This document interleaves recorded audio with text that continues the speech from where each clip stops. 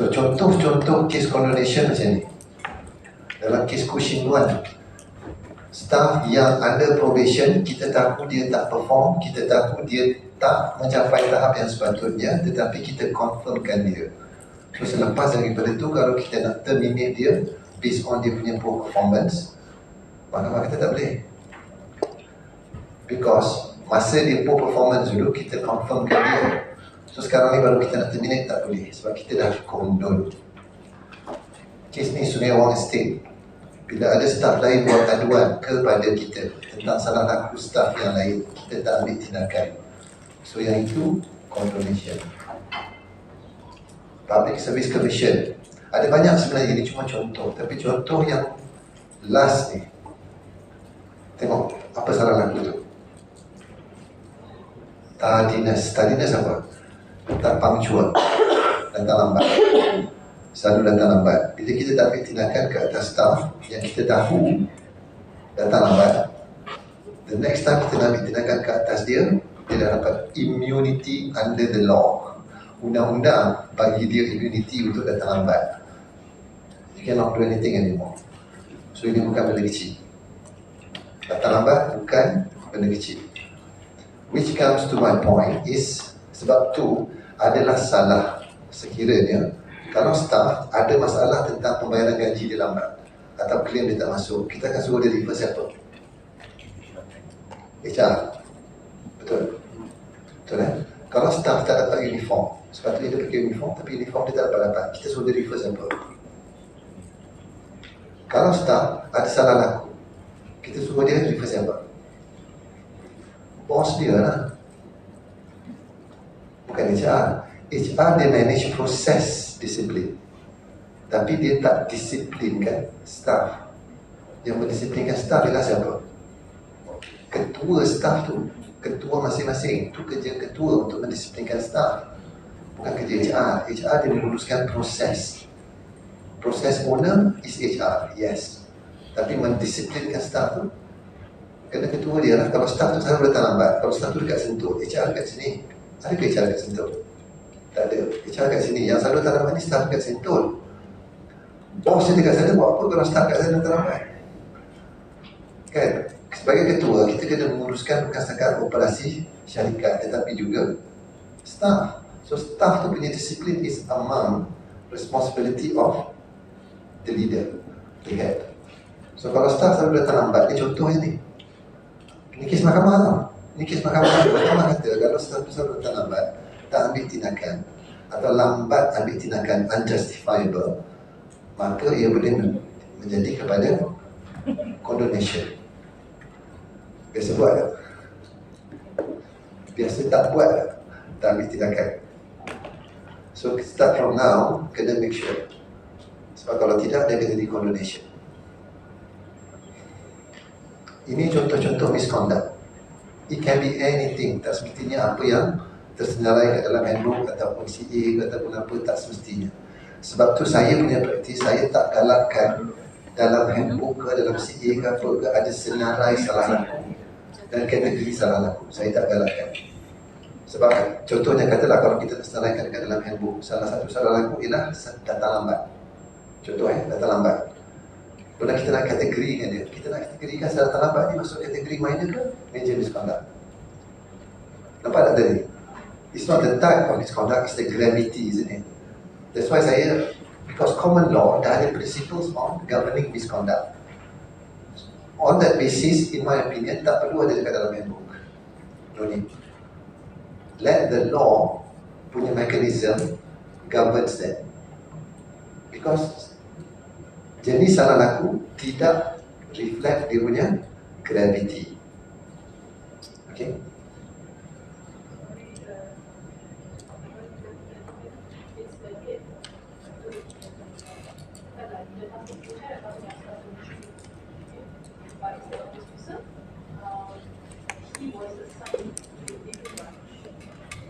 Transfer. And then seems issue of traffic di branch itu. Jadi kita transfer pula ke tempat lain. At that point, I think it's the head issue. Isn't it HR issue? That's why I kata transfer jangan jadikan sebagai punishment, because it does not solve the problem. Ini berlaku sekarang tak? Lama lagi kan? Sebab sekarang sepatutnya tak berlaku dah, because I know benda ni saya dah sentuh dengan HR, job punya HR lama. So I don't think it's happening now. Tapi kalau berlaku benda tu, it has to be changed. Ya, kena ubah balik, because transferring people is like transferring problem. We are not solving it. We are transferring the problem to other places. Especially kalau dia mencuri. Mencuri is a major misconduct, isn't it? And leading to loss of trust and confidence. Patutnya dah kena dismiss. That's why I kata tadi, kalau loss of trust and confidence, dismiss. Jangan bagi hukuman selain daripada tu. Buang masa. Okay, so now kita dah tahu this. Betul tak? Satu, misconduct and poor performance are two different things. They're not the same. So jangan treat it as equal. Kita juga dah tahu terms and conditions of service can be in either express or implied terms. Kalau ada yang tak clear lagi, please beritahu ya. Just interject me and tanya. Dan kita juga tahu punishment must correspond to the gravity of misconduct, not the type of misconduct, but the gravity of the misconduct. Dan kita juga tahu increase punishment gradually if misconduct repeats. Ini dipanggil doktrin of apa? Graduated punishment. Yang ini doktrin of proportionality of punishment. And kita juga tahu condonation equals to immunity. So with this knowledge, use this knowledge, besok masuk kerja, manage your staff discipline using this. Dan remember, ingredient tadi tu inquire, assess and then double action. Inquiry kena ada. Tak boleh terus hukum, inquire dulu, assess dia punya reason tu, assess bukti apa yang ada, then baru you decide punishment apa yang patut, yang proportionate, yang setimpal dengan salah laku tu. Dan salah laku tu is based on the gravity, not the type, the gravity of the misconduct. Okay, just in case, yang ini saya tak akan go in detail, right? Because kalau detail, sebenarnya kena detail, tapi saya tak boleh pergi on detail because our session today is not about this. Tapi kita still kena tahu yang dimasukkan dengan kes ni apa. Kadang-kadang kita kata staff datang dekat kita buat pengaduan, ada seorang staff boss bodoh, dia buat salah laku. So kita pun kata, oh ada kes ni, ada kes, kan? Ada kes.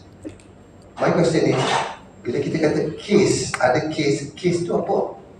What is a case? Apa ni case? Briefcase? Nutcase?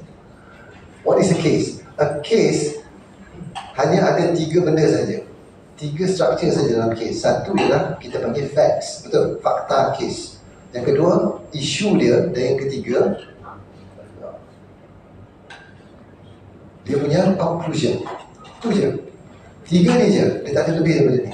Kalau ada lebih daripada ni, itu bukan case. Itu ngada-ngada. Ngada-ngada benda yang tak ada. So dia kena ada 3 ni saja. So kita pergi satu persatu. In summary, facts of the case ialah apa? Fakta case, yang ini, poligami. 4 wives, 1 husband. Poligami lagi. Betul? W is what, who, where, when. Dan H ialah macam poligami lah kan? Apa jadi ni? Dia marah poligami. W is what, when, why. Dan H ialah, kalau kita lah jantan-jantan ni kan, nampak seorang jantan lain ada 4, kita akan kata apa? How? Kan? So H tu ialah dia punya how. That is the facts of the case. Maksudnya cerita dia, cerita apa yang berlaku. Apa yang berlaku pada hari itu. Itu cerita, fakta case. Jadi fakta case ni dia mesti supported by evidence. Kena ada evidence. Kalau setakat orang bercerita, datang mengatakan bahawa itu Puan Sharifah, dia tipu MC dia. Dia pindah MC dia. Doktor bagi sehari, dia tukar jadi 2. So kita kata, itu ada case. Fakta dia apa? Fakta dia Puan Sharifah pergi klinik sebab sakit. Doktor bagi dia MC 1 hari. Tapi Puan Sharifah pindah 1 jadi 2. Itu dia punya cerita, nampak tak? Itu cerita dia, itu yang berlaku, itu fakta case. That's what facts is all about. Siapa, buat apa, bila, macam mana, di mana. And then, issues. Issues ni apa?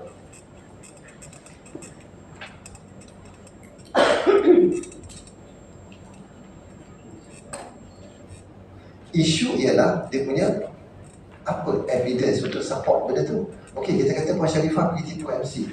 Apa bukti dia? Apa bukti dia? Kan? Mana MC tu? Takkan nak dengar je. Sebab ini biasa berlaku kan. Kadang-kadang staff datang buat aduan dekat kita, kita pun cakap, oh ya ke? Jaga dia, siap dia ambil tindakan. Tak boleh macam tu. Bila staff datang dekat kita kata, Puan Sharifah tipu MC bos. Serius? Okay, tak apa, nanti kita akan ambil tindakan. Instead of doing that, tanya dia balik. How do you know? Sebab kita bos. Salah satu daripada tugas bos untuk menguruskan sumber manusia kita ialah apa? Kita nak mengelakkan, kita nak mengurangkan, meminimalkan gossiping, isn't it? Mengadu domba, membawang. Membunyi dia berkepala ilah, tapi dia membawang. Nanti dia membunyi dengan bos sendiri, dia tahu. Sebab itu adalah di antara benda-benda yang kita kena control. Itu kita manage, because we are managing human. We are managing human. Dan gossiping, office gossiping, mengadu domba, fitnah, mengata ni, benda-benda yang kita kena control, isn't it? We have to control that. Takkanlah sebagai HR mana tahu apa yang berlaku kat tempat lain. Dia orang kat office orang je, buat payroll. Kalau dia tak buat payroll kan, tak dapat gaji. So jangan kacau macam dengan benda tu. Kita kena manage, kita punya own team. Staff kita ni kita kena manage. So bila datang orang buat pengaduan, remember, in our mind is, dia ni nak mengadu domba ke, tapi cerita benda yang betul. So bila orang datang mengadu kat kita, what do we do as a boss? Tanya dia balik, how do you know? You nampak ke? Dia buat. Ataupun you ada somebody dekat klinik yang beritahu ke?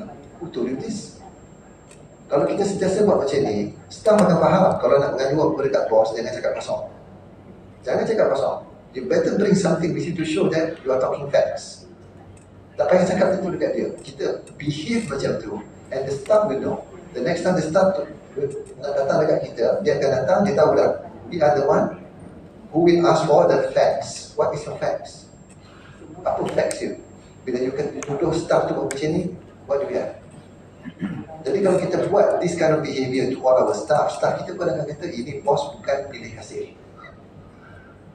Kita nak mengharmonikan relationship, industrial harmony. That's what we are looking for. So that is our job as a boss. We have to manage our staff that way. Because staff kita yang jaga. Kita tak boleh mengharapkan HR everything to it. Dia orang tak tahu. Dia orang dekat office orang. Dia orang dekat office harassment resource. Human resource. Harassment resource pula. Human resource. Dia orang dekat HR. They don't know what is happening dekat tempat kita. Because kita yang tahu. So we have to control that. Kita kena control. So kalau every bosses buat macam tu, insyaAllah tahap harmoni syarikat ni, koperasi ni akan naik. Dia akan meningkat, jadi lebih tinggi. Tak ada orang berani nak mengadu domba, nak fitnah. They don't do that anymore, insyaAllah. So issues is what to believe. What to believe? Kita believe the evidence lah. Amal. Wait, kenapa? Oh, dah tengok dia. Kenapa dia macam ni? Tak lebih dah ni.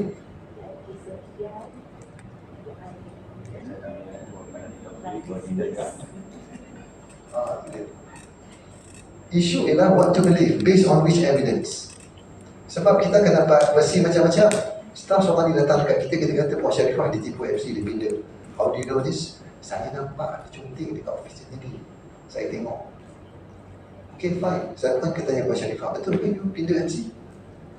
Puan Sharifah akan cakap apa?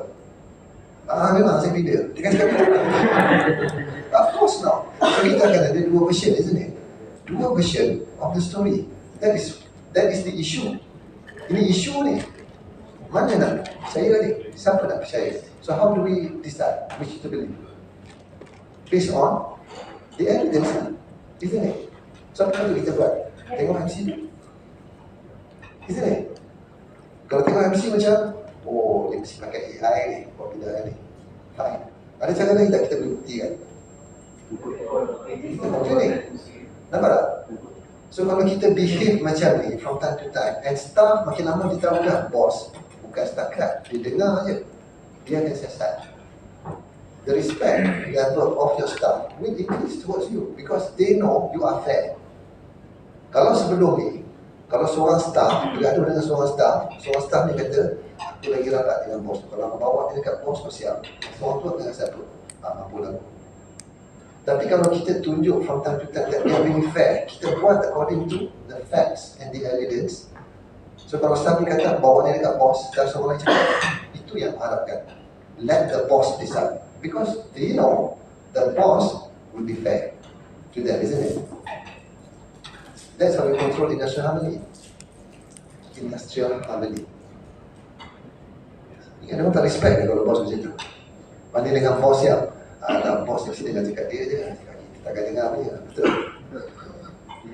You respect tak bos yang macam tu? Saja kita tanya belah sini.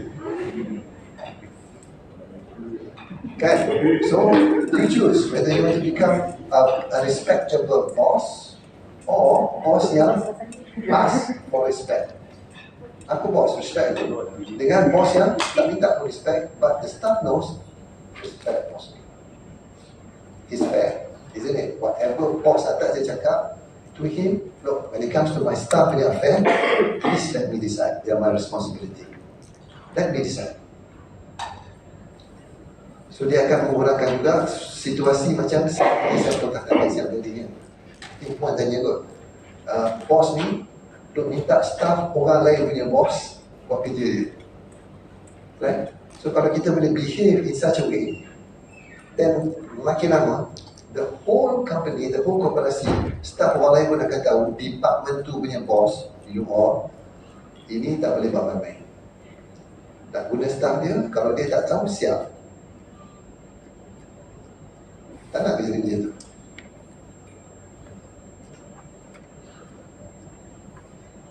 So this is about evidence. The issue here is about the evidence. So evidence can exist in three forms. Satu dokumen, betul. Satu lagi testimony. Item, barang macam MC tadi tu, the MC itself. Dan satu lagi testimony. Takut nak tekan dengan diplom macam-macam.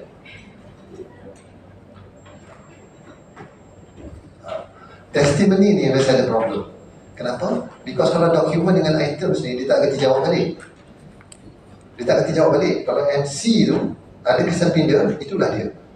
Tapi kalau tanya orang yang memindah, tanya Pak Syarifah, testimony, ni siapa pindah ni? Lah, kena pindah lah. Siapa pindah? Siapa pindah ni? Masalah. Evidence yang ini memang sentiasa ada masalah. Because ini manusia. Dan menguruskan manusia tidak semudah menguruskan dua ni. Sebab itu kebanyakan bos-bos yang bukan daripada HR, dia kurang senang nak menguruskan hal manusia. Bila ada isu pasal manusia je, dia kata apa? Ni bagi HR lah. Betul tak? Kena buang tu. Because it's your responsibility to manage your own human resources. Because you are managing resources. You are managing resources, betul tak? Department apa pun you are managing resources. And whether you like it or not, the humans is one of the resources which you have to manage. So you kena manage lah the human resources, bukan bagi HR je, HR dia harass. Lepas tu HR dia harassment resources. Tapi you are human resources. Kemudian standard of proof, yang ni satu lagi, dia orang kena tahu juga. Katalah dalam evidence, MC tipu tadi daripada Puan Syarifah kan, tengok ada pindah ni. Ada pindah, kita pun tanya Puan Syarifah ni, nampak ni kesan pindah ni, you pindah kan? Puan Syarifah kata, tak ni, ini bukan saya pindah. Sebenarnya nurse kat klinik tu salah tulis. Nurse kat klinik tu salah tulis, dia kata. Nurse tu tulis, nak tulis dua, tapi dia tulis satu. So nurse tu tengok, tersilap. Dia pun instead of keluarkan MC baru, dia pergi pindah dekat atas. Satu cerita lain pula, Puan Syarifah kata, saya ni single. Saya duduk menyewa. Saya menyewa dengan ramai-ramai dengan orang yang lain. Saya balik, lepas dapat MC tu saya tak tengok berapa hari. Sebab terlalu sakit kepala, tak larat.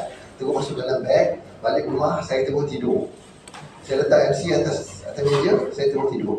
Bila saya sedar ni, saya tengok, ada 2 hari lah, ada 1 pindah jadi 2.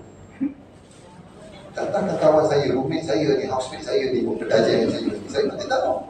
Saya ingat tu dia, tak tahu, nampak? So macam mana kita nak buktikan? Perlukah kita bawa MC tu pergi hantar ke Jabatan Kimia?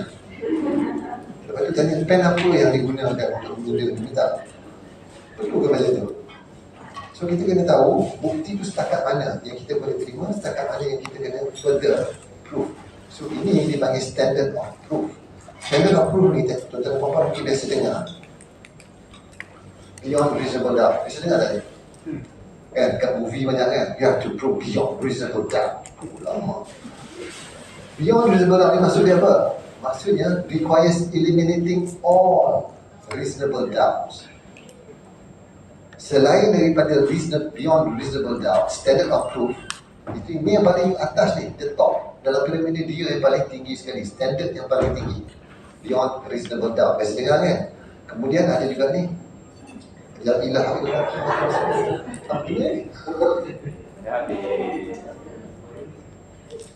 Atas. 5 atas. 5 atas. Oh ni ke? Dalam visi. Oh visi ya? Dia tinggi mundur. Jampi sikit. Kena baca-baca tu. Kena kaca.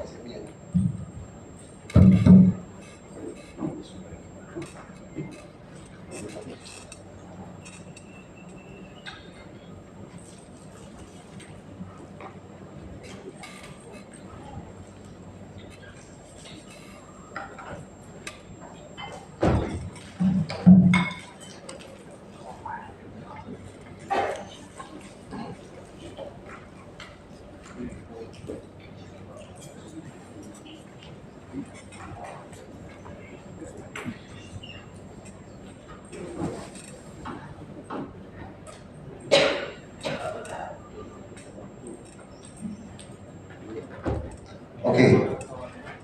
Kita juga biasa dengar yang ini kan.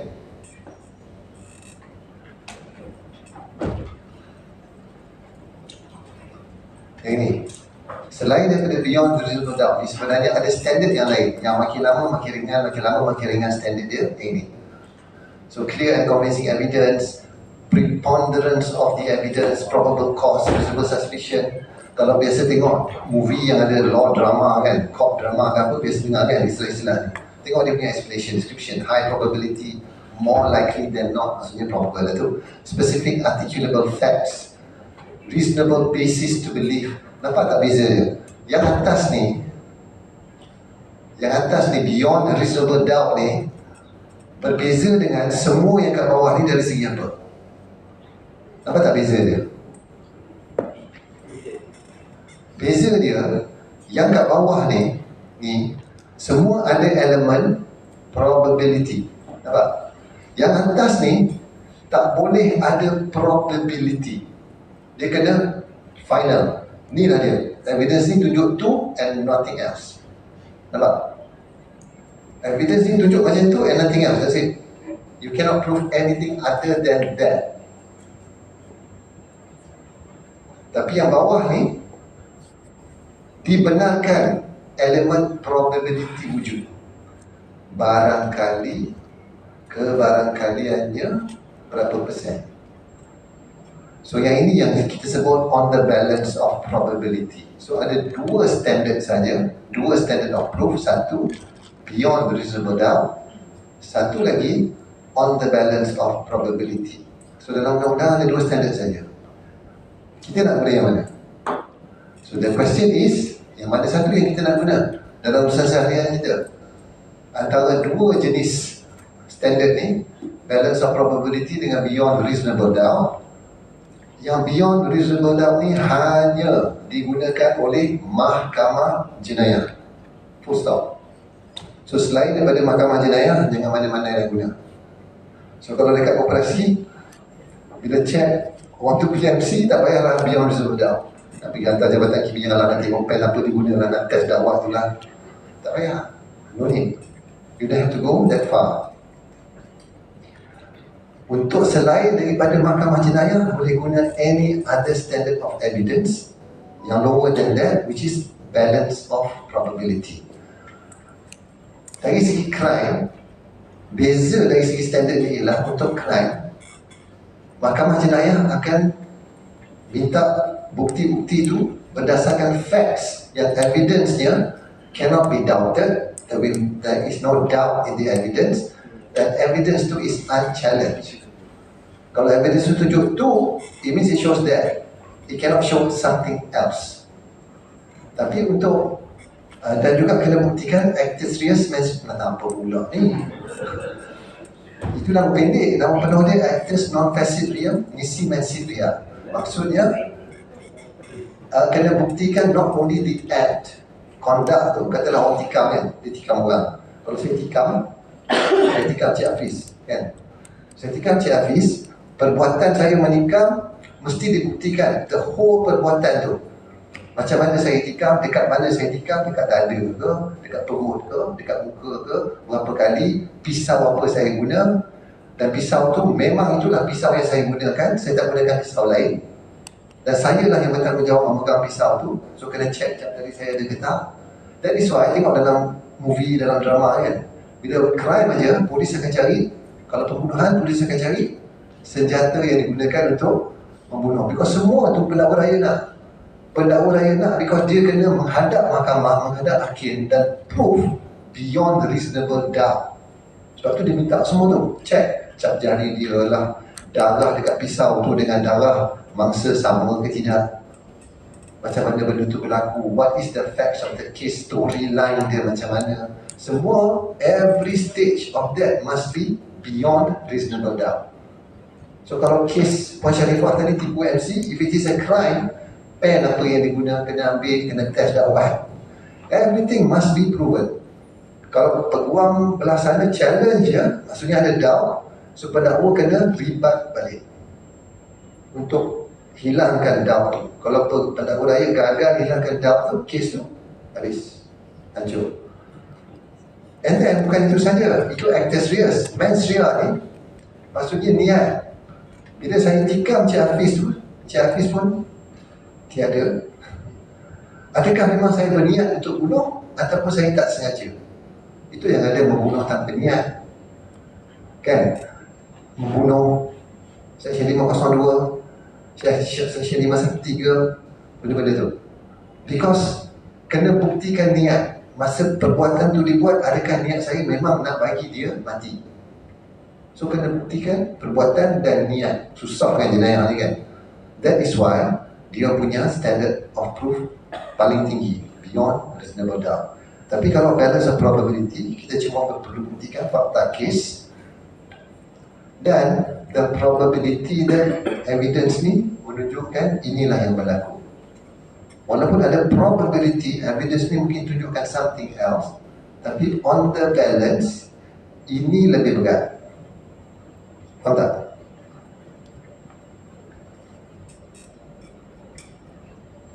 Ini kata mahkamah.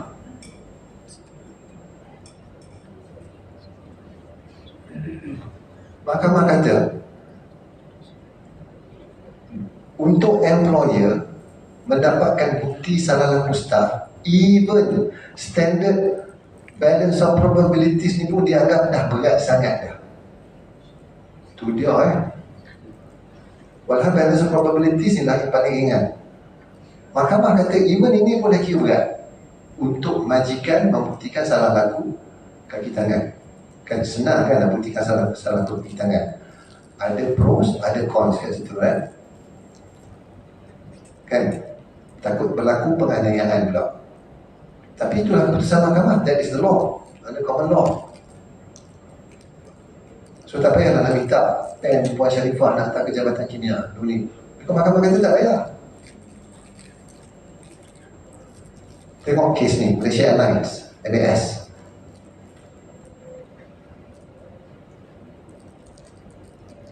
Ini fakta kes, storyline, facts of the case.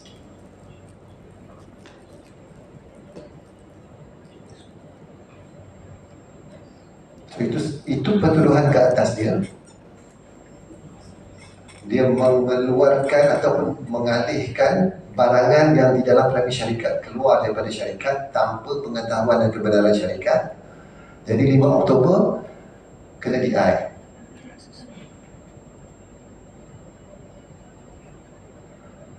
Februari tahun berikutnya kes dia disebut di mahkamah magistrate sebab Malaysia Airlines dia buat laporan polis juga. Dia buat internal proses disiplin. Pada masa yang sama Malaysia Airlines juga buat police report. ke atas KCH, ke atas claimant ni, pekerja tu. Claimant tu maksudnya apa ya claimant? Penuntut. Orang yang penuntut. Dia kena buang kerja, dia kena dia kena buang kerja. So dia bawa ke mahkamah perusahaan, tapi semasa Malaysia Airlines dapat tangkap dia bawa keluar barang-barang ni, Malaysia Airlines buat report polis juga at the same time. So Malaysia Airlines buat dua-dua, internal proses disiplin dan buat report polis. So polis pun buat siasatan, buka investigation file, dan kes dia disebut di Mahkamah Magistrate pada tahun berikutnya. Mahkamah Magistrate kata apa? Acquittal. Kenapa acquittal maksudnya? Dibebaskan, dia tidak bersalah. Pendakwa raya gagal membuktikan bahawa dia melakukan kesalahan ni. Tapi MAS punya dia membuktikan dia bersalah ke tak? Bersalah, because dia dah kena dismiss. So DI MAS dapati dia bersalah dengan atas pertuduhan ni, perbuatan ni. Mahkamah Magistrate kata dia tak bersalah atas perbuatan yang sama. Jadi pekerja ni kata dia, Mahkamah Magistrate cakap aku tak bersalah kot, DI kata aku bersalah. Siapa lagi bawa? Ni Mahkamah Magistrate, ni DI je, kan? Betul. So dia bawa kes dia under Section 20 ayat A. Apa keputusan mahkamah? Tu mahkamah cakap,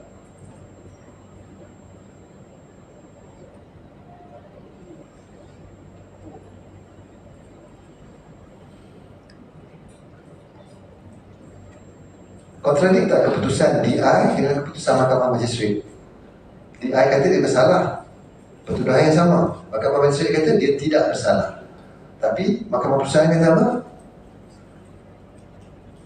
Mahkamah Perusahaan kata asalkan prosedur yang digunakan oleh majikan, in this case MAS, mengikut prosedur Undang-Undang Pekerjaan dan berdasarkan kepada Undang-Undang Pekerjaan, standard of proof yang diperlukan apa? Balance of probability.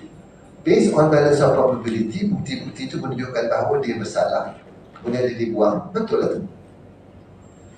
Mahkamah Magistrate, ni kes jenayah kan? Mahkamah Magistrate menggunakan standard yang berbeza, beyond reasonable doubt. Based on that standard, tak boleh nak buktikan dia bersalah di mahkamah jenayah. Tapi dalam DI, based on balance of probability, dapat dibuktikan dia bersalah. So, MAS tidak melakukan apa-apa kesalahan. Because MAS mengikut lunas Undang-Undang Pekerjaan, Employment Law. Mahkamah Magistrate digunakan CPC, Criminal Procedure Code. DI tak perlu ikut Criminal Procedure Code. So, dua-dua keputusan oleh kedua-dua tribunal ni tak salah, sebab standard of proof berbeza. Nampak tak? So dia boleh faham kan? Kalau kau boleh faham, saya tak payah elaborate lah ini.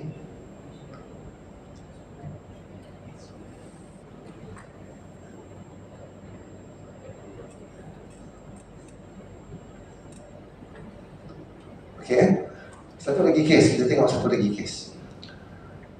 Prabdhyal Singh. Betul ke saya sebut tu? Betul kan? Ada macam mana lah, Prabdhyal Singh, PSDS. Oktober 2002, supplier komplain mengatakan bahawa Prabdhyal Singh ni suruh bayar dia tiap bulan. Kita sudah ambil you jadi kontraktor, you jangan lah kita masuk dalam akaun kita tiap bulan bayar ni sampai 11 bulan. Kau rasa kata? Kalau dia takkan nak cakap kan? Right, so kontraktor ni buat aduan dekat majikan. Kata you punya staff ni suruh masukkan duit dalam akaun dia setiap bulan sebab dia pilih saya jadi you punya kontraktor. Januari 2012. So company bila dapat tahu pasal ni terus buat report polis and at the same time membuat internal proses disiplin. Okay, so dua-dua jalan. Jadi polis buat siasatan, buka kertas siasatan, bawa pada pendakwa raya dan buka kes perbicaraan di Sessions Court, Mahkamah Session. Dalam Mahkamah Session, tak bersalah sampai ke Court of Appeal, sampai ke Mahkamah Rayuan tak bersalah banyak. Tak dapat dibuktikan dia bersalah. Tapi Kempas Edible Oil dah buat DI, dapati dia bersalah dan dah dismiss dia. Jadi bila dia didapati tidak bersalah sampai ke Mahkamah Rayuan, maka dia dimanlah. So dia bawa kes dia ke mahkamah untuk meminta perintah supaya Kempas Edible Oil employ dia semula sebab dia tak bersalah. Mahkamah kata apa?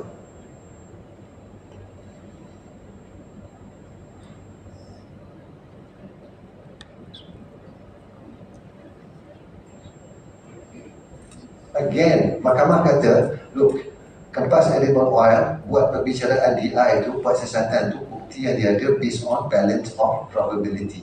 Mahkamah Session sampai ke Mahkamah Rayuan apa semua itu, they are looking at beyond reasonable doubt. Two different standard of evidence. So satu dapat dibuktikan, satu lagi standard tak boleh nak dibuktikan. Doesn't mean that one overrule the other. It doesn't work that way. Because dia dua dunia yang berasingan. So mahkamah kata, no. Walaupun mahkamah jenayah kata dia tak bersalah, tapi DI majikan kata dia bersalah, dan dia bersalah. Okey, yang ini menjawab soalan. Saya rasa Puan Cik lah pergi tadi kan.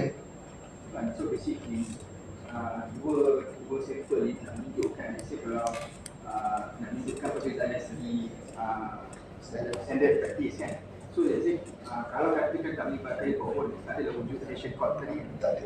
Dia hanya melibatkan DI tadi, dan kalau katakan kerja tu nak mungkin through mahkamah pusat sajalah kan. Dalam kes ni melibatkan court saja. Unless kalau dia terbukti bersalah juga, dia kena buat kerja dan juga ketahan. Yang itu kalau terbukti kat mahkamah. Yes. Tapi semua clear, macam situasi ni berlaku. Situasi ini berlaku sebab majikan balik buat polis.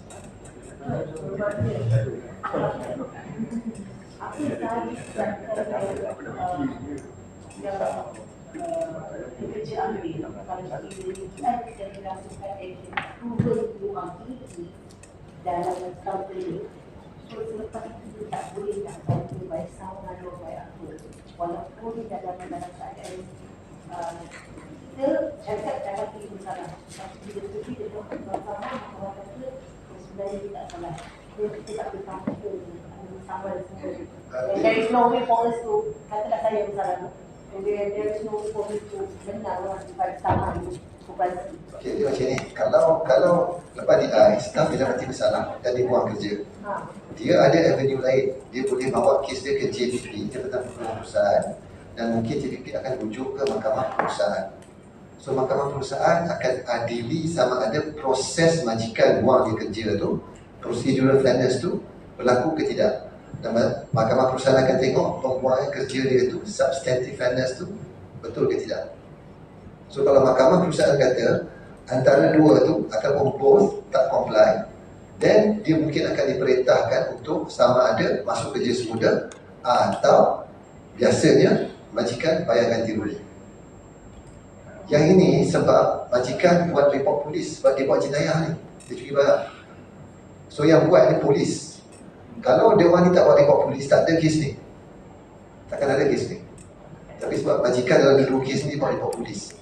So pekerja tu kata, DI kata aku salah, tapi Mahkamah Magistrate dengan Session kata aku tak salah. Itu konflik dia. Yang saya nak tunjukkan ni is the different standard of proof applied by majikan dengan Mahkamah Jenayah. Mahkamah Jenayah dia akan gunakan beyond reasonable doubt. Selain daripada Mahkamah Jenayah, kita boleh gunakan a lower standard of proof. I confident yang I tak salah. Saya bawa sekali ke Mahkamah Perusahaan. Bawa ke JPP dulu. At the end of the day, di Mahkamah Perusahaan. Yes. At the end of the day, I can get ganti rugi pemerintahan polis. Kalau mahkamah dapati memang dia tak bersalah.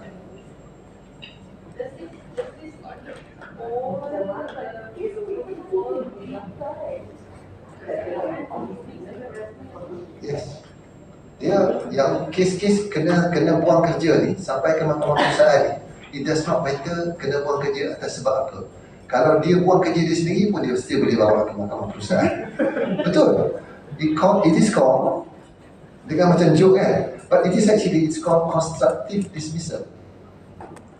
Constructive dismissal, dah dengar? Majikan tak buang dia buang kerja dia sendiri, lepas tu dia pergi claim, dia kena dismiss, and that is called constructive dismissal.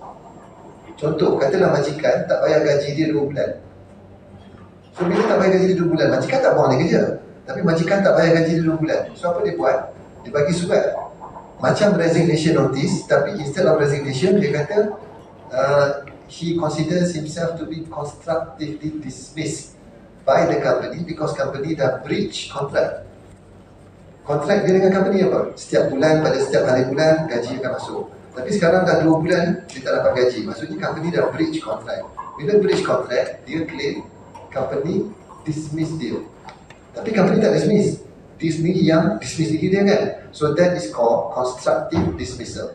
So dia still boleh bawa ke mahkamah perusahaan, dan mahkamah akan tengok kalau betul dia anggap company breach contract because tak bayar gaji, dan dia menang. Tapi menang hanya untuk bayar 2 bulan sebabkan sajalah. Tak. Whatever dia Ada section 20 dia boleh dapat compensation, damages, back wages semua dia dapat. Okay? Tak ada tadi. So maksudnya kalau dia kena terminate, mana-mana staff yang kena terminate, dan dia rasa dia tak perlu buktikan apa-apa, dia rasa macam tak sepatutnya aku kena terminate, dan dia boleh bawa kes dia ke JPP, and in furtherance thereof sampai ke mahkamah perusahaan. Dia rasa tak adil lah aku kena terminate macam ni, dia rasa tak adil, dia buat aduan ke JPP, akhirnya sampai ke mahkamah perusahaan. Mahkamah akan entertain. Mahkamah boleh entertain. Why? Because in this record is a hearing de novo, dia panggil. Apa dia hearing de novo? Mahkamah perusahaan tu bertindak sebagai DI. Sama ada majikan buat DI ke tak buat DI kan, kalau sampai dekat industrial court akan act as if they are a DI session. Dia akan tengok balik, okey, kes apa, kenapa dia kena buang, atas sebab apa bukti yang ada, apa prosedur yang majikan buat. Nampak tak? So mahkamah dah jadi DI yang lebih besar. That's what it means. So staff kalau dia rasa dia macam tak adil lah majikan terminate aku macam ni, dia boleh buat aduan. No. Ada 60 days from the date of termination ataupun from the date of notice tu dia dapat. Itu dia punya limitation time dia. Tapi kita tak discuss on that hari ni. Kita nak pergi lebih pantas sikit. Saya cuba nak habiskan by 5. Kalau boleh habis 4:30 lagi cantik kan? Tak boleh. Cukup itu je.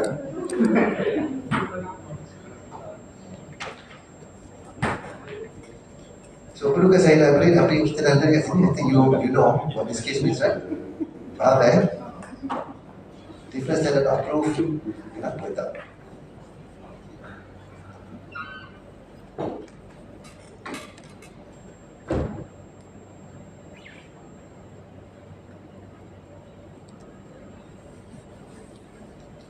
So dalam kes ni, employer wins. Walaupun employer kata dia bersalah, mahkamah session kata dia tak bersalah, tapi employer dah comply dengan substantive fairness, comply dengan procedural fairness. So in this case, mahkamah kata employer dah buat apa yang sepatutnya dia perbuat under the employment law.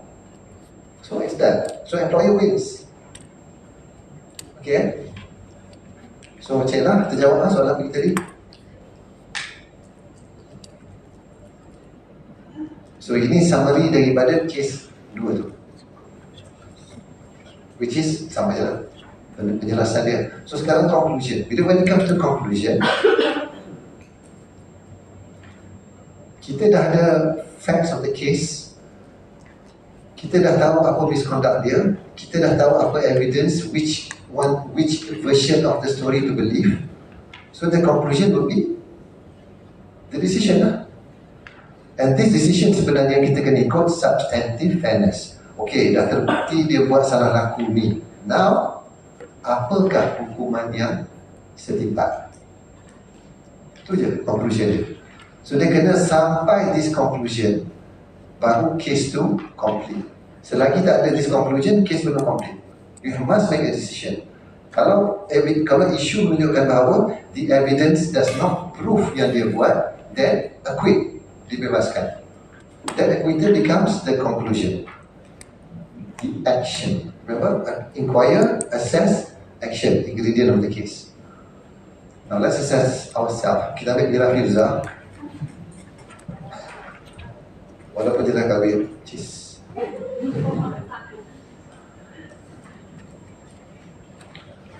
Now, Mira Firza dapat MC. Katalah Mira Firza ni staf koperasi. Ui, bertuah. Dia dapat MC. Dia pun bagi MC ni dekat bos dia. Tapi ada something is not right about the MC kan? Perasan tak? You notice something is fishy there. Apa dia? Duration kan? Macam ada pindaan dekat situ, right?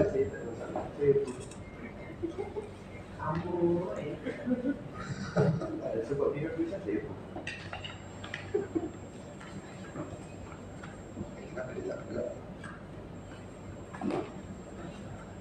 So perlukan some examination dekat situ. So based on sekarang ni you sebagai bos dia, dia bagi Mira Firza pun bos, saya MC, 2 hari tak tahu kan dia MC.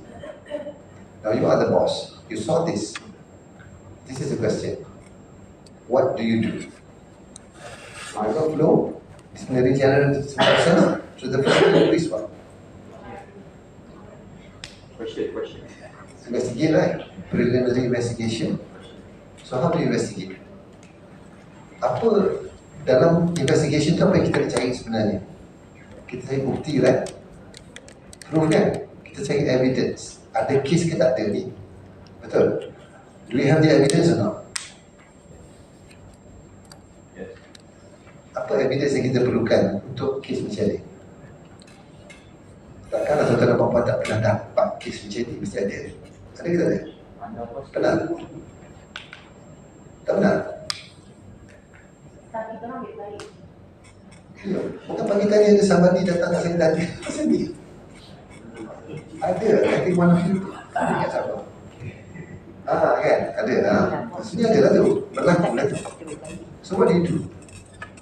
Anda pasti 2 hari. Call doktor. Seorang daripada tuan-tuan dan perempuan dah pernah terima kes macam ni. Ada probability you may be next kan? You akan terima juga kes macam ni. So what do you do?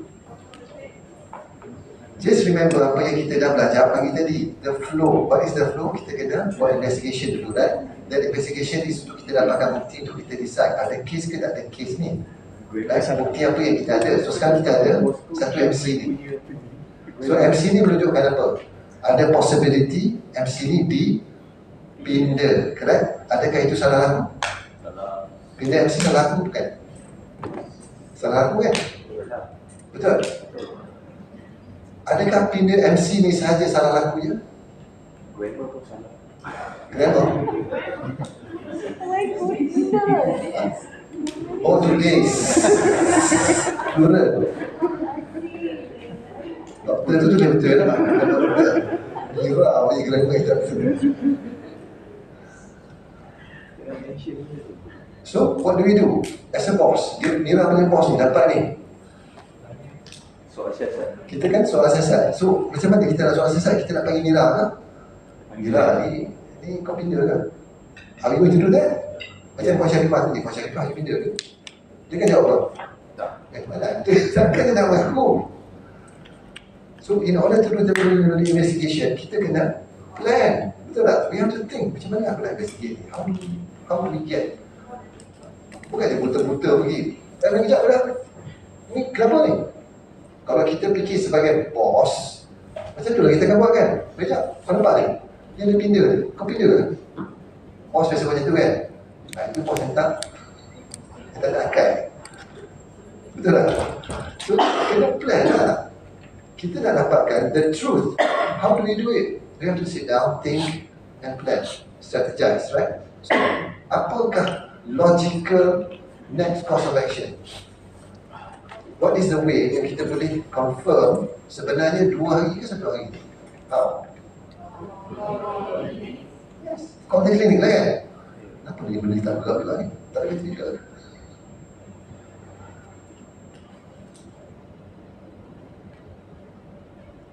kita akan tulis surat ke klinik.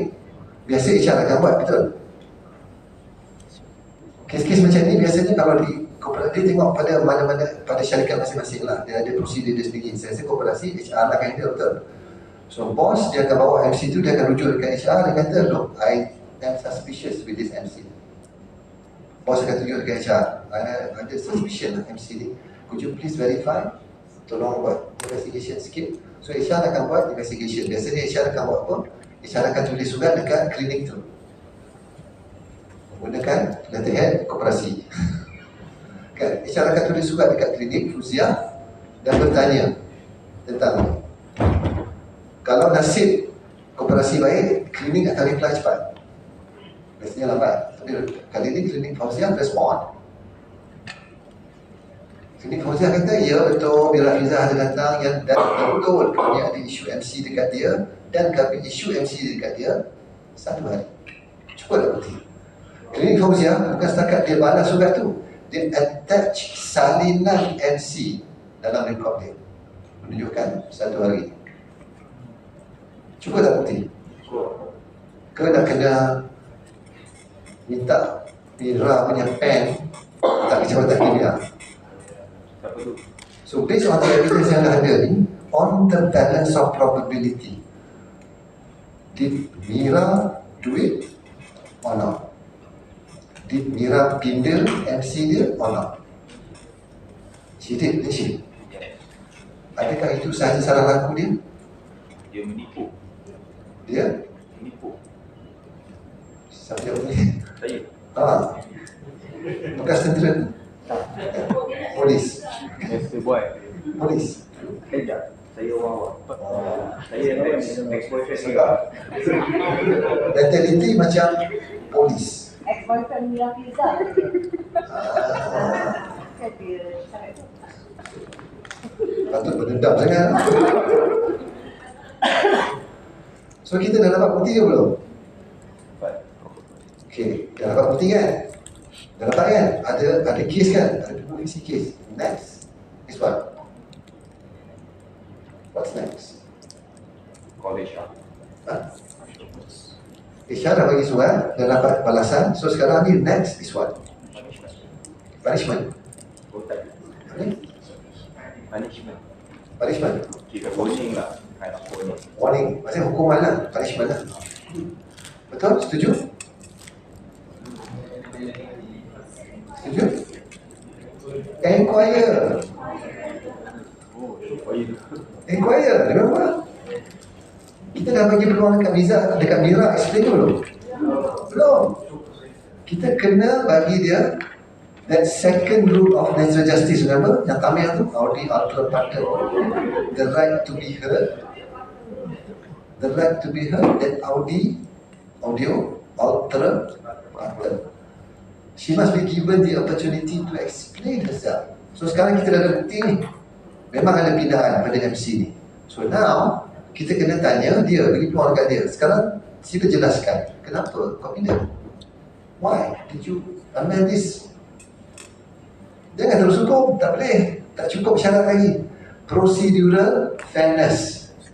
Because mahkamah akan tengok, prosedur ni you ikut ke tak? So this is the procedure. Tanya dia dulu. So kita dah ada bukti. Kita dapat surat daripada klinik. Very contradict. Klinik kata bagi sehari, tapi yang you bagi dekat kami 2 hari. So now please explain. Why? Explain why. Kalau bosses boleh buat macam tu dekat staff, nak interrogate staff siap dengan fakta, staff respect tak? Tapi kalau kita interrogate staff, kenapa kau pindah ni? Ha? Saya tak pindah bos. Kita nak balas macam mana? Tapi kalau kata saya tak pindah bos, dia klinik kata boleh bagi sehari. Yang kau bagi dekat kami ni 2 hari. Please explain. How did this happen? Saya rasa dia akan lebih respect ke tak dengan bos dia. Jangan kata dia, orang lain yang tak terlibat pun, bila dengar cerita dia akan respect ke tak. That's how you control, you manage your human resources as the superior. Kan, bukan just macam boss, you have to respect me. No. Just behave as a good boss, they will automatically respect you. Bukan setakat dia, orang lain pun nanti start macam jangan main-main dengan dia ni. Dengan bos jangan main-main. Kalau dia start panggil tu, kita dah rasa macam apalah kesalahan aku dah buat ni. Do I have the chance to defend myself or not? Ataupun memang aku tak boleh lagi dah ni. Dia lain dengan bos yang patut respect kan. Bila bos panggil je, apa lagi lah orang tua ni nak ni. Dengan bos yang orang respect macam Allah, dia lain sikit kan. Aura dia tu lain sikit. So we have to start to become a good boss by first kita kena kuasai lah kita punya fundamental knowledge in managing people, especially the law.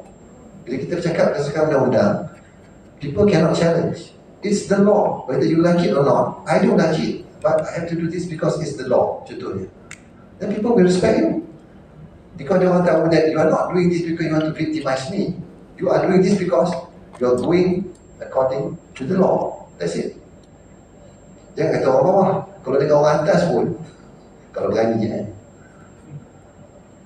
they will respect you, insyaAllah. Kalau tak kena buang, they will respect you.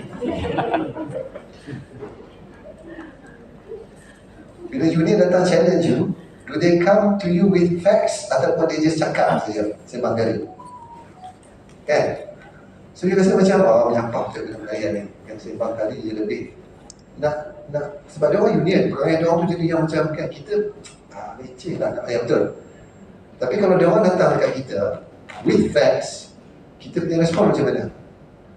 Dengar union datang je macam apa pula isu ni? Am I ready to face them or not? Kan? If they come to you with all the laws, so you have to equip yourself also. Lepas ni datang macam mana pun, show me what you have, then I'll show you what I have. Kita tengok baru betul kan. Lepas tu tengoklah union berani lagi challenge you. After that you tengok dia datang dengan you sembang kali ke dia datang ataupun dia prepare. Dan harapkan dia orang prepare. Most unions sembang kali lebih. Dia kena sekali, dia tengok ini bukan sebarangan kari bos aku ni. Ini kari yang tak ada santan punya ni, memang pure kari. Confirm. Lepas tu bila dia datang jumpa nak challenge you balik, dia nak fikir. Because saya bukan sembang kari ni. Saya cakap based on real story. It happens. One of the companies, very big companies, 10,000 employees. Ada lebih daripada satu union. That's what they did. Masuk IR manager baru, dia orang ingat dia orang boleh buat macam dia orang buat sebelum ni. So dia cakap sebut section tak apa-apa, section cerita pasal benda lain, dia pergi sebut cerita benda lain. So IR manager ni tanya balik lah, apa kena mengenai attendance dengan potongan gaji? So mula-mula dia orang kata pula potongan gaji, tak percaya. Kau akan datang kerja, buka ni, kau cerita pasal apa ni? Kau tak payah kau cerita. Kau sembang aja lebih ni. Kalau sembang lebih, tolong jangan datang juga aku. You are wasting my time. Pergi balik, do your homework, then you come back and bring your story. Lepas tu tak datang lah. Dia orang komplain dekat orang lain. Dia akan pergi cari orang lain, HR yang lain, untuk dia orang bully. Nampak? Dia tak bully lah orang ni. Dia tahulah kalau dia datang ke Mama ni, dia kena bully balik. Timbulkan. So kalau semua orang buat macam tu, lepas ni baru tahu buku dia lah. Betul? So equip ourselves properly. Okay?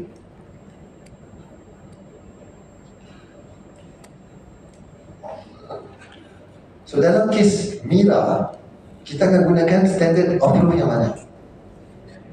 Balance of probability, right? So dalam kes Mira ni, kalau ia merupakan kes jenayah, kita kena dapatkan confirmation daripada klinik, betul?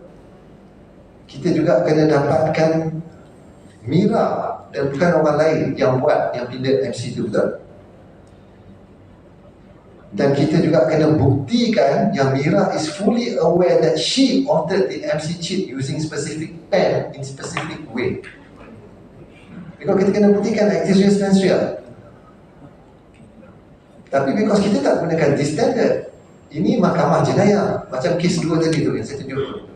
Mahkamah session dan mahkamah magistrate menggunakan standard yang ini. Tapi untuk dalaman, kita cuma gunakan this one. So for this one, what we need is the clinic confirms, which the clinic is really confirmed. And then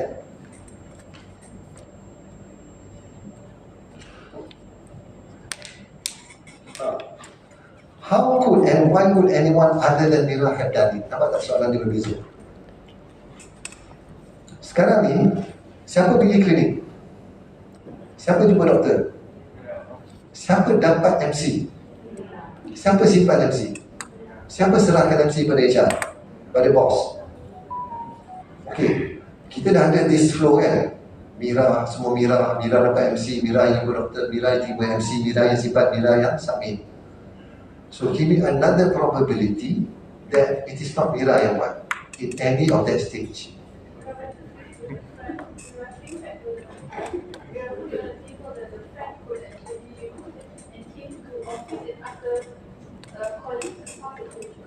Good. And then the next question is, why on earth would your friend would do that?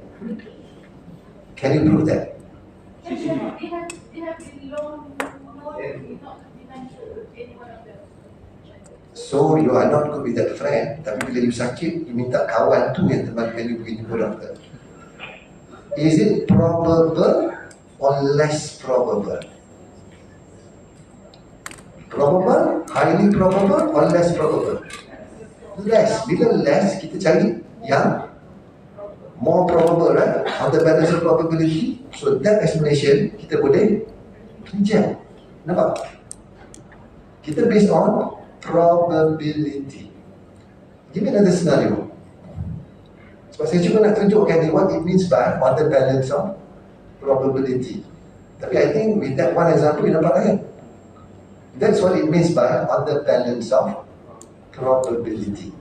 Tapi kalau mahkamah jenayah, that probability will become reasonable doubt, isn't it?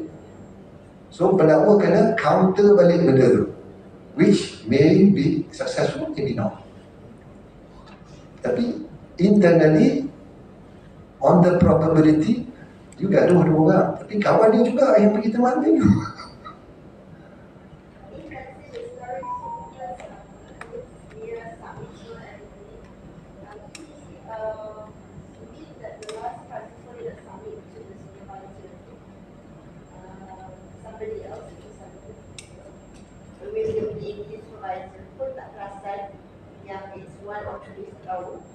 So when sampai to HR maybe thought ada nama Mira Mirza ada dua orang.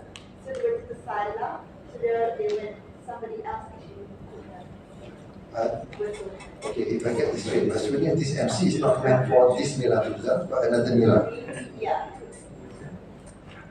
Okay, but maknanya either one, salah seorang tu lah yang pergi jumpa doktor yang jumpa MC kan, yang dapat MC kan. So the error is not on the Mira punya side, error is on yang menerima tu lah. Yang menerima ni kena tentukan which Mira punya MC sebenarnya ni. Itu yang kita kena buat masa preliminary investigation. Masa preliminary investigation tu, kalau ada dua nama Mira Firza, dan kita kena, majikan kena, masa investigation tu kena betul-betul determine the facts, the storyline. The who tu. Remember who, what, when, where, how? So that is the element of the who. Which who? Mira ni ke Mira ni? Itu masa investigation. The facts of the case tu kena betulkan dulu. Itu bukan salah juga, itu salah HR lah yang silap buat investigation. Bila dah dapat tahu yang mana satu, then the same flows applies. Okay. So nampak kan? The balance of probability, macam mana kita nak apply that balance of probability. You see it? Dia nampak kan? Because yang Puan Sharifah punya version tadi tu, macam boleh percaya betul tak? Tapi based on the probability compared to the other version yang it is Mira yang terima benda tu walaupun di bawah kawan dia, Mira yang jumpa doktor, Mira yang dapat MC, Mira yang simpan, Mira yang submit. Which one is more probable? Mira. Okay.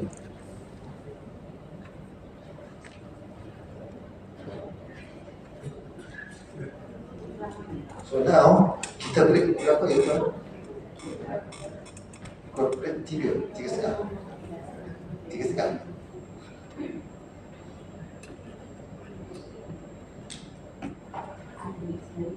So what I want you to do now, sama ada you nak buat bersama-sama dalam group atau you dapat individually, I will be giving you 5 minutes, 10 minutes lah, right? 10 minutes.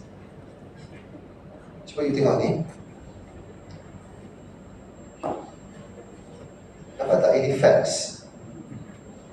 Storyline. Nampak tak? Mira went to clinic Fuzia because she felt unwell. Betul? Betul? Clinic gives one day MC. Betul? Nampak tak storyline dia? Flow dia. Ini yang kita panggil facts of the case. Ini yang kita kena establish dulu. But for each of the facts, we must be able to support with the evidence. So what I need you to do now, 5 minutes lah. 5 minutes. Why not you buat for each ni, apa evidence yang you akan rely on? Ya, kerja bos bila managing dia punya human resource kan. Ini. For each of these facts, apa evidence yang you akan gunakan? Apa evidence yang akan diberikan ke apa evidence dari Tak, kan tadi dah ada kan yang atas surat klinik dah bagi based on those things. So, di mana?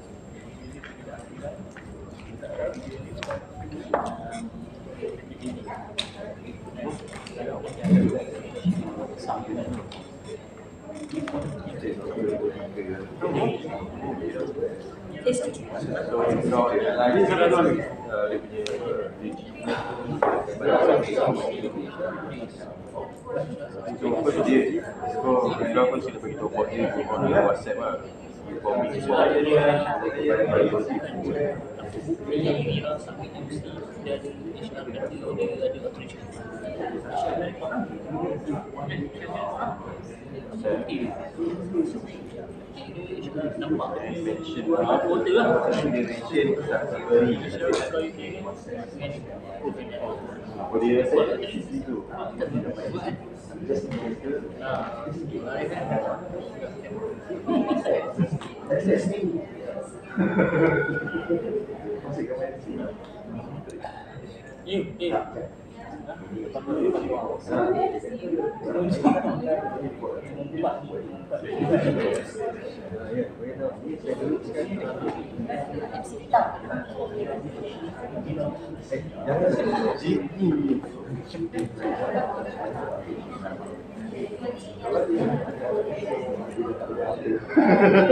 Daripada situ dia dekat situ.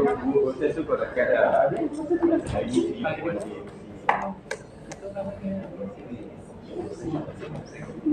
Ini tak boleh kami, kira boleh rasa.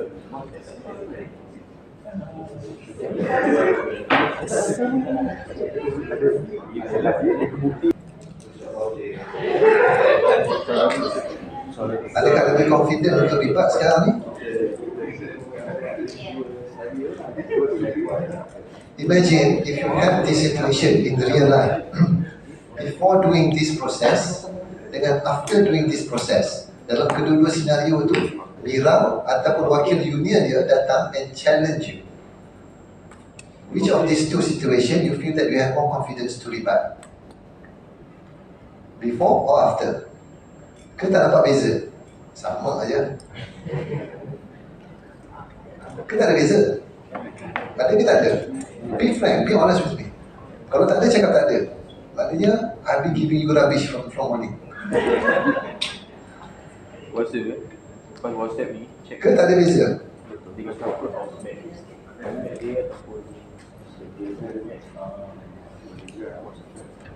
Kalau Mira datang dekat you, tiba kata, Encik, tuduh saya bukan-bukan. Encik ada bukti ke? Tak pasal tuduh saya tak pergi dapat tangkap tipu MC ni, pergi pindah MC ni.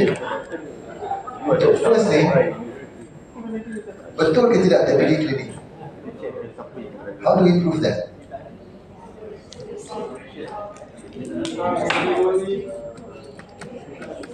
Bulan solat. Tuan, katalah kalau kita ada budak rasa puas kan kita mana nak cerita-cerita. Kita lompat. Tadi pun mati dia. Cuma kan tak kira dia dapat dua MC. Kita tak payah ambil. Tak tahu betul tak betul. Kau dah Actual situation. kita nak cut the process.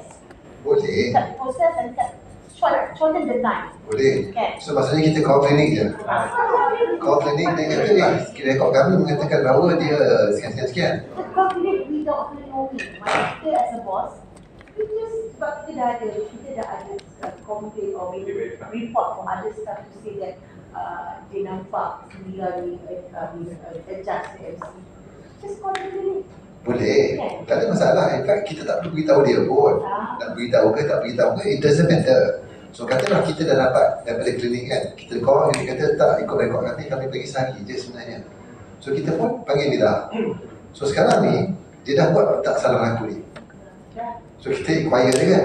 Bila kita inquire dia, kita tanya kenapa kau buat. Dia kata dia tak buat. Saya tak buat. Ni tuduhan dulu ni saya tak buat. Memang saya dapat daripada klinik mana siap pindah. Satu jadi dua. Klinik yang bagi saya macam ni. Dan buat. Kita pun kata, saya dah call klinik tau. Orang klinik sini cakap, dia bagi satu hari je. Saya rasa saya ini dah terjadi dekat saya sendiri.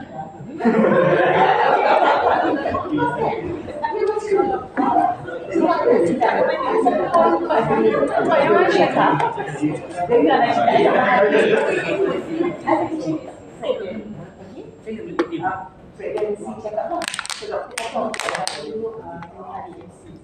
So hospital kerajaan ni sini pun letak selanjutnya kalau hospital kerajaan dia bagi MC, doktor cuma instruct staff bagi staff pun. So kita dah sampai tengah jalan, kita cakap memang bila ada kopi MC lepas tu kita dah sampai dekat kita, tadi doktor cakap dah 2 hari bukan sehari, bukan jam dia check ini saya, okay I nak cerita ni sebab semua possibility tu boleh terjadi. Okay? Dah sampai tengah jalan ni, I patah balik, dia dah cakap, tadi I jumpa doktor cakap 2 hari tapi ini 3 hari, okay kejap dia nak confirm dengan doktor. Dia cerita tadi kita jujur, dia pun jumpa doktor, okay itu salah pekerja tu sendiri lah. Nurse tu, dia without extra katakan kerja nak senang, reckless, okay. Dia terus ambil. Dari situ dia terus nurse tak dua. Tapi the original copy is still one day. It could happen. Betul tak? Jadi macam ni kita nak tinggal balik counter balik ni. So itu salah siapa? Itu salah siapa? Salah klinik. Salah klinik, salah klinik juga lah. Salah klinik dan salah pekerja itu sendiri. Because pekerja tu sepatutnya make sure that dia boleh gunakan benda tu untuk prove tu dia punya majikan.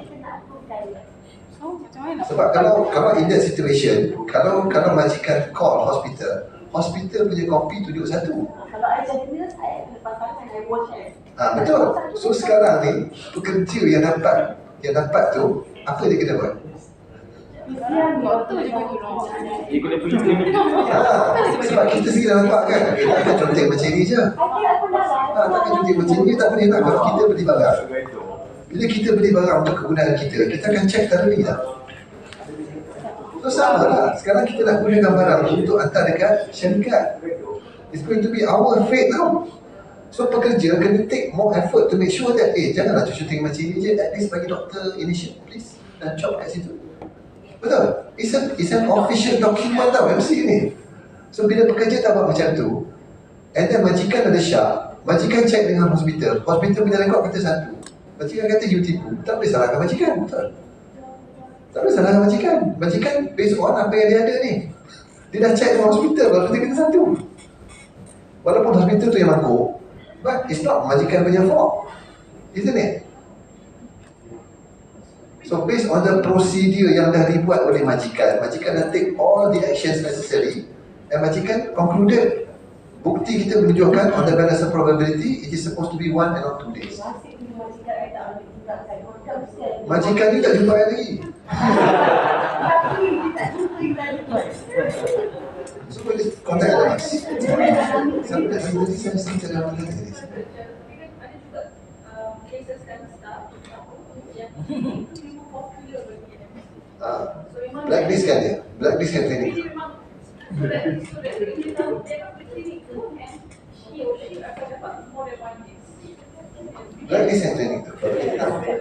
Saya pernah buat masa saya bekerja dulu dengan salah sebuah syarikat, kita pergi menyiasat. In fact kita hantar kita hantar kita punya tim untuk menyiasat. Sebab tempat saya kerja dulu tu ada polis bantuan. So diorang ni dah ada latihan polis, dah tahu cara menyiasat. So saya assign staff daripada polis bantuan ni untuk jadi spy. So malam tu dia pergi klinik tu, nyamar dia sakit, try beli MC, rupanya memang macam beli gula-gula. Pergi kat kaunter nak MC untuk tarik ni keluar lagi berapa? RM10, bayar RM10. Cepat. Klinik.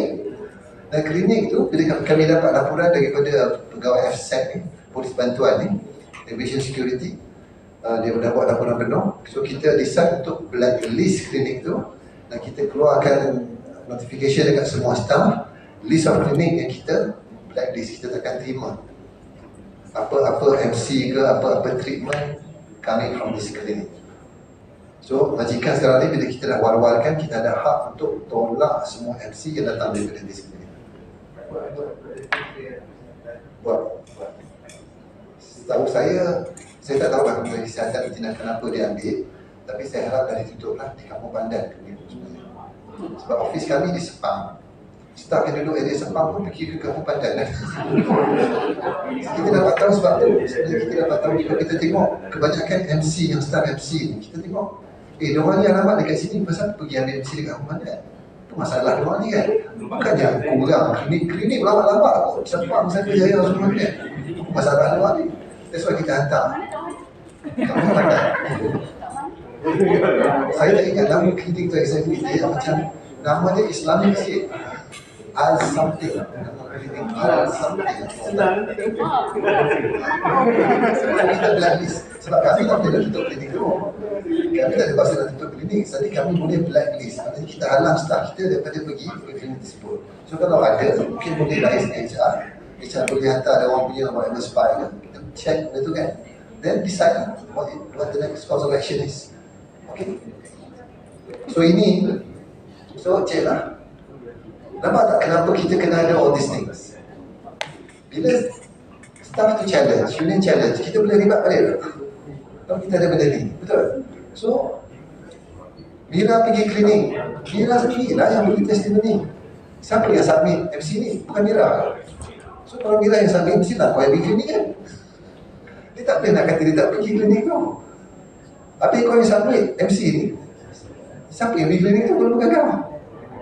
Betul?